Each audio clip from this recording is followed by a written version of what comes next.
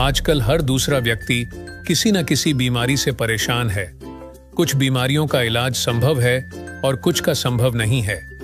मैं आपको जिस खोज के बारे में बताने जा रहा हूं, वह इस सदी की सबसे बड़ी खोज है और वह है स्टेम सेल। अगर हम स्टेम सेल के बारे में जान लें तो हमें पता चलेगा कि करीब करीब हर बीमारी का इलाज स्टेम सेल से संभव होता जा रहा है।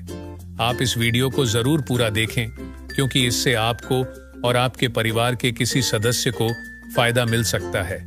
जब एक बच्चा अपनी मां के गर्भ से जन्म लेता है तो उसकी नाभि अपनी मां के साथ जुड़ी रहती है और इस नाभि के अंदर जो ब्लड होता है उसे स्टेम सेल कहते हैं। जब मां की गर्भ में आर्तवशोथ से पितृशोथ मिलते हैं तो मांस का एक छोटा सा गोला बनता है।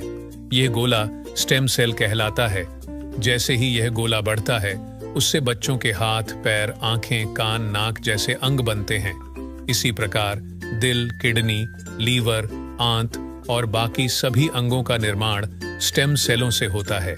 स्टेम सेल मूल रूप से सभी अंगों के निर्माण में मदद करता है, क्योंकि स्टेम सेल विभिन्न प्रकार की विशेष सेल्स का निर्माण करता है, जैसे न्यूरॉन्स ब्रेन के लिए, कार्डियक सेल्स हृदय के लिए और अन्य 220 प्रकार के आर्गन का निर्माण करता है।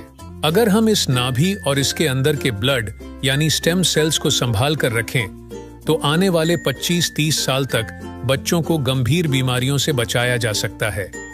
जब बच्चे को कोई रोग हो जाए तो संभाली गई नाभि से स्टेम सेल को निकालकर उनको विशेष सेल्स में परिवर्तित कर बच्चों के शरीर में इंजेक्ट कर दिया जाता है। इससे बच्चों के शरीर के अंदर के संबंधित सेल्स की सभी बीमारियां जड़ से समाप्त की जा सकती हैं। लेकिन इस नाभि को ब्लड बैंक की तरह संभालने और पुनरारोपण का खर्च बहुत अधिक होता है, जिसे हर कोई अफोर्ड नहीं कर सकता। सभी अंगों के स्टेम सेल अलग अलग होते हैं, लेकिन मूल रूप से स्टेम सेल सभी अंगों का निर्माण करने में सहायक होते हैं। उदाहरण के तौर पर मान लीजिए कि हृदय के कुछ सेल्स नष्ट हो गए हैं, कुछ कमजोर हो गए हैं और कुछ अच्छे हैं, लेकिन अपने सही स्थान पर स्थानांतरित नहीं हो पा रहे हैं। इस स्थिति में हृदय का उपचार स्टेम सेल से किया जा सकता है।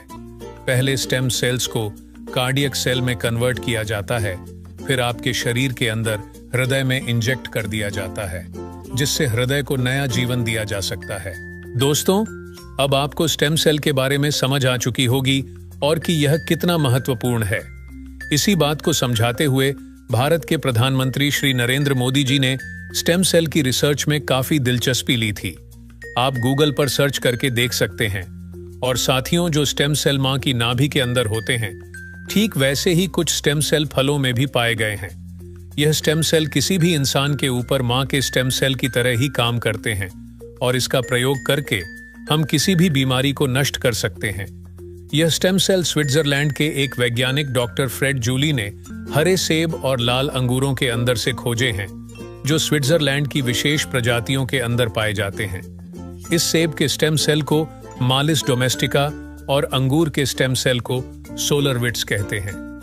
मां की नाभि से मिलने वाले स्टेम सेल सिर्फ बच्चे और उसके माता पिता के ही काम आ सकते हैं, लेकिन फलों से मिलने वाले स्टेम सेल किसी भी इंसान के ऊपर मां के स्टेम सेल की तरह ही काम करते हैं और यह फलों के स्टेम सेल इंसानी शरीर में नए सेल बनने की प्रक्रिया को तेज कर देते हैं, जिसकी वजह से इसका प्रयोग करके हम किसी भी बीमारी को इंसानी शरीर से नष्ट कर सकते हैं। और फलों से पाए जाने वाले यह स्टेम सेल पूरी मानव जाति के काम आ रहे हैं। सालों की मेहनत के बाद काफी देशों में लाखों लोगों के इलाज में यह स्टेम सेल सहायक हो चुके हैं और हो रहे हैं। इसी काम को आगे बढ़ाते हुए सिंगापुर की एक कंपनी नेचर फॉर एवर ने बायोसिलिक्स नाम की बहुत अच्छी फॉर्मुलेशन तैयार की है, जिसमें सेब के स्टेम सेल मालिस डोमेस्टिका और अंगूर के स्टेम सेल सोलरविट्स के अलावा एस्ट्राजेंथिन, मेलोन एसुडी,